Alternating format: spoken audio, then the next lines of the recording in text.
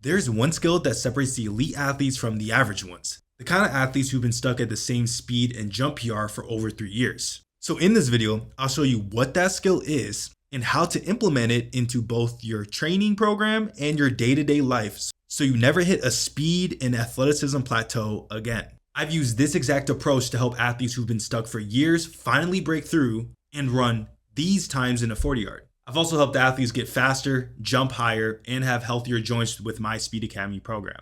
So what's the one thing that's helping some high school athletes outrun college and pro athletes? Or why are college, football, and basketball athletes consistently breaking the records at the NFL Combine in the 40-yard dash or the NBA Combine shuttle speed test? Well, let's look at the one story that unlocks this answer. At 19, Jonathan Edwards was told to quit the triple jump. But instead of pushing through blindly, his coach made a bold decision: no more event-specific stress. They trained him like a power athlete, building strength through the weight room, power circuits, and low-impact plyometrics. But here's what changed everything. In 1989, they completely reconstructed his lifting plan.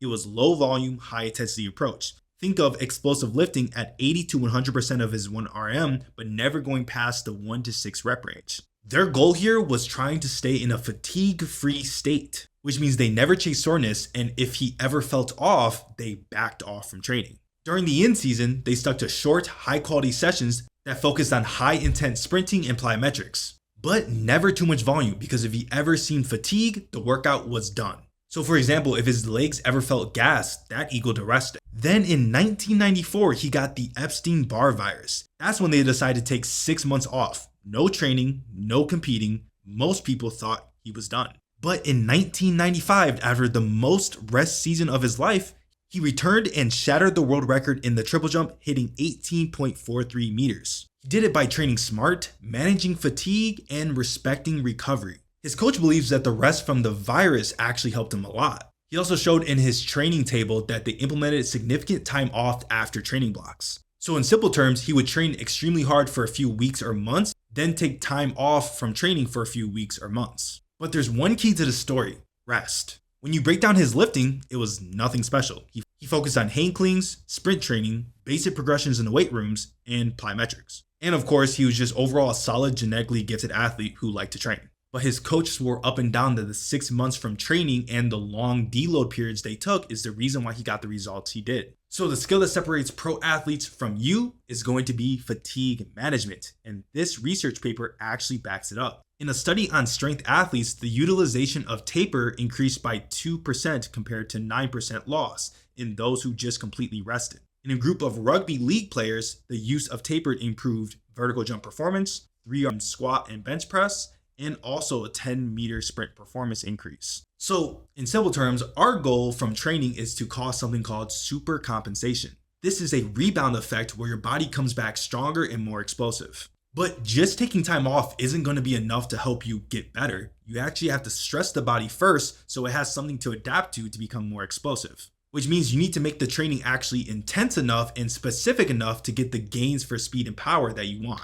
And when this training is done correctly, you'll usually see gains within the first 1 to 3 weeks as you're adapting to the stimulus. But often around week 2 of a training block, you'll start to see fatigue kick in and you'll slowly go backwards. Now by week 3 to 6, you can start seeing a trend backwards in your performance. This doesn't mean you're doing anything wrong. It means you're accumulating stress and volume, which your body hasn't had a chance to recover from yet. Now this is exactly where a deload or a taper should come in. You see, if you push too far and you get too fatigued, you'll end up recovering, and instead of coming back 5% stronger, you'll just recover to the point you were at before or even worse, which means you'll miss the window of real progress. And this is where the elite athletes separate themselves. They are better at managing fatigue. They stay fresher, more explosive, and avoid digging themselves into a hole by training hard for months on end without breaks. They're not tougher than you, they are smarter with their recovery than you.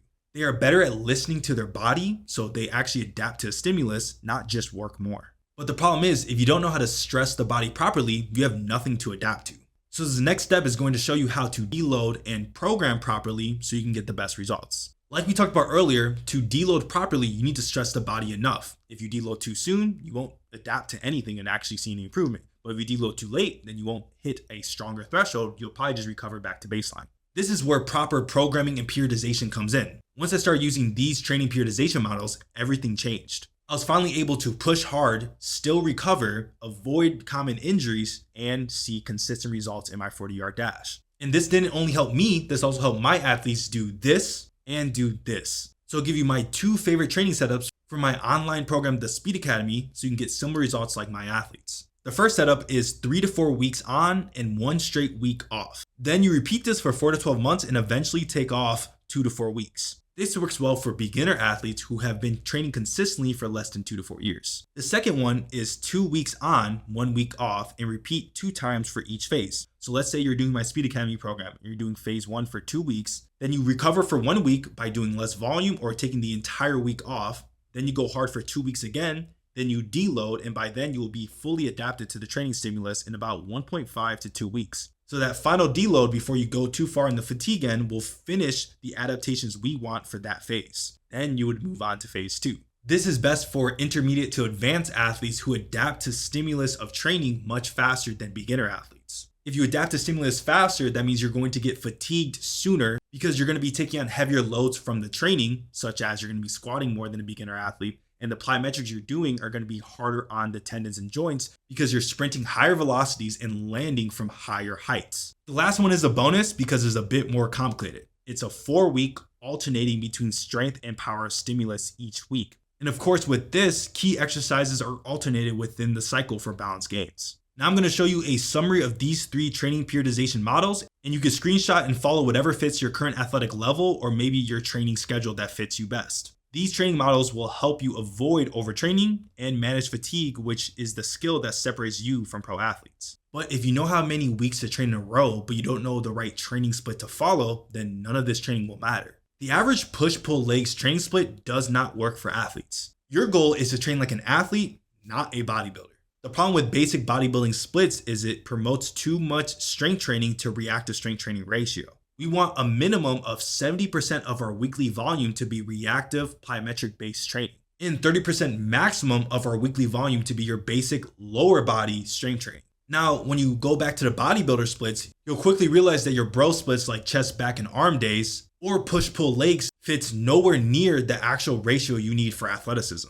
Now, the best splits that pro athletes use are much more simpler than these splits anyways. I'll give you my favorite 2 splits that I've used on intermediate to advanced athletes and even pro athletes that helped increase their speed even after years of plateaus until they started working with me. And if you want those specific training plans, click the link in the description to join the Speed Academy. The first training split is called a high-low split. You can run this 3 days a week and do full body, 4 days a week and do upper-lower. Of course, lower body being the high day, and upper body being the low central nervous system day. Or you can do the high-low split 5 days a week and do 3 days as explosive lower body training and 2 days as recovery training where you can even fit in upper body lifting if you want. The high-low split is easily the most proven training split for 90% of top athletes. Most top coaches and athletes you follow on social media do this training style even if they don't call it high-low training.